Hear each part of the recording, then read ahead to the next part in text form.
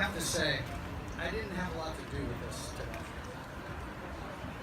Other than, of course, providing for our daughter. But a friend of mine who's here, Larry Capozzoli, I gotta call you out. He had two beautiful daughters that were recently married, and I said, Coach, I was getting married. He said, you only have to do three things. Pay up, show up, and shut up.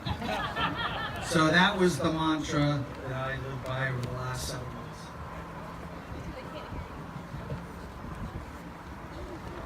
I started to write volumes, and I was about the 6th volume, and Karen said, do the Reader's Digest version, so I had to cut it down to 6 pages.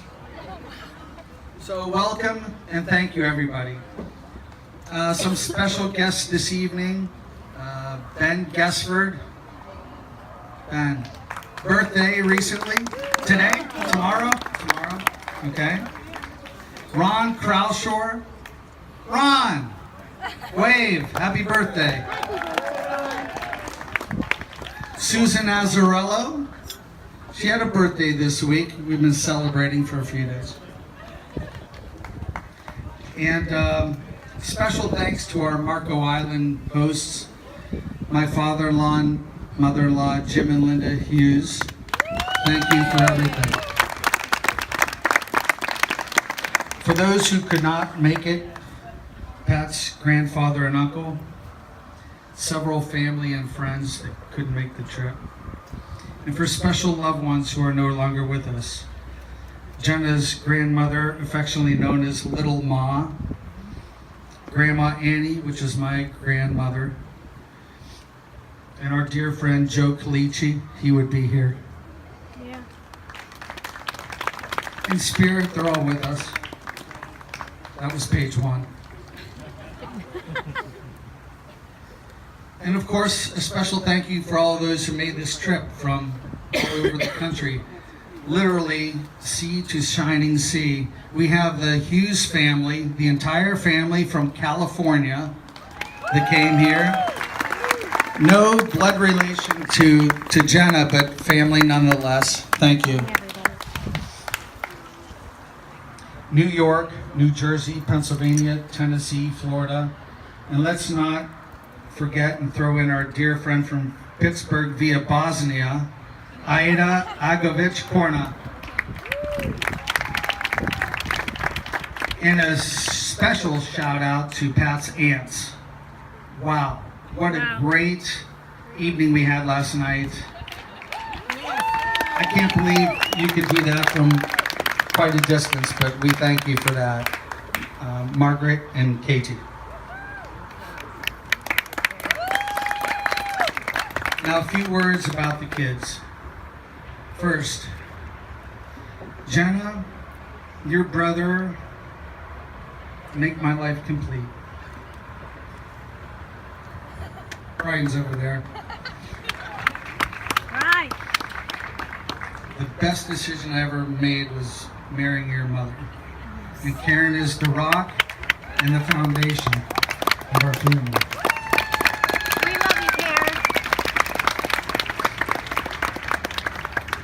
Well, Jenna arrived in October of 1990 with two open arms and open heart. But she did give us a scare right away. She wasn't breathing. And I remember there in the delivery room, and all the nurse staff was saying, stat, stat. And I know that means come here fast, but she wasn't breathing. When they finally got her to breathe, she breathed in a very deep breath, cried, and hasn't shut up for the last 27 years.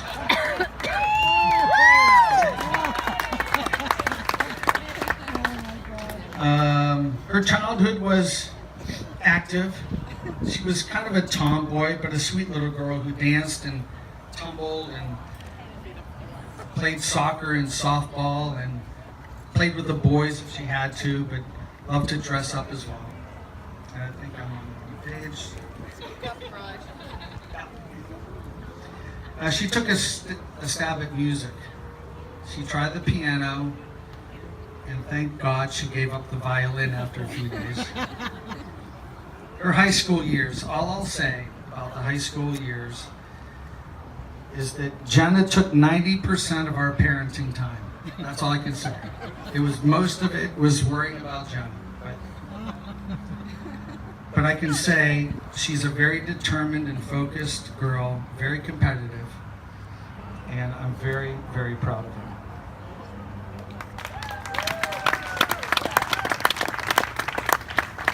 Walter Patrick Gessford. Oh boy, you're in trouble. Very quiet, a bit mysterious. Didn't say a whole lot. Didn't really know if this was going to work out. If you'd ask Pat a question, he'd look at you and just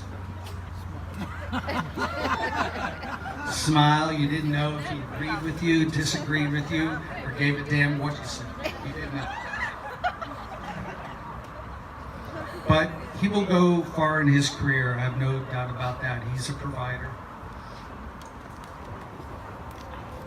As parents, we always worry about our children, no matter their ages. We laugh when you laugh. We hurt when you hurt. We worry when you worry. And any parent here could agree with that. It's never going to end. And you won't know that until you have children of your own. Pat, I'll trust you to take care of Jenna. And as I've told you before, if you hurt my little girl, I'm not afraid to go back to prison.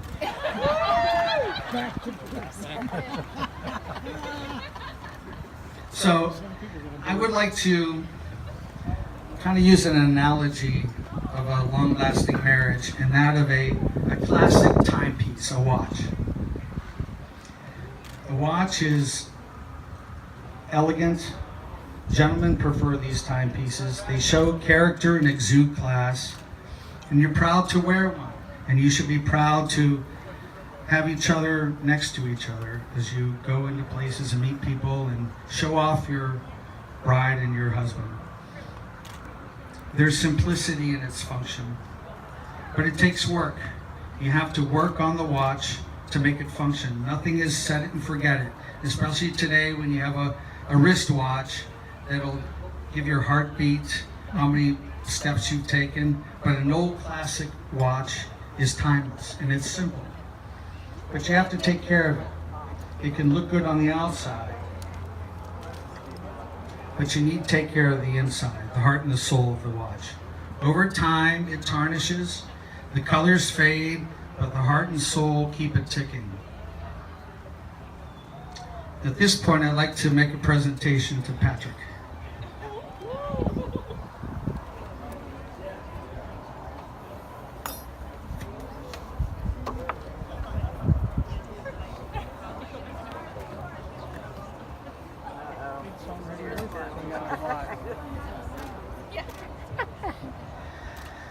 This watch was my grandfather's watch. It's vintage 1960s. I'm vintage 1960s. Woohoo! It's Swiss made with Italian fashion. It's timeless. It has flaws, and it may have given him problems over the years. But after 50 years, it's still ticking because he took care of it on the inside, the heart and soul. So the winder has some faded gold on it. There might be scratches on the crystal. The band, I got at the mall. But I hope you wear this in good health, as my grandmother would used to say. And just, when you look at that, always remember, you have to work at it to make it work. All right?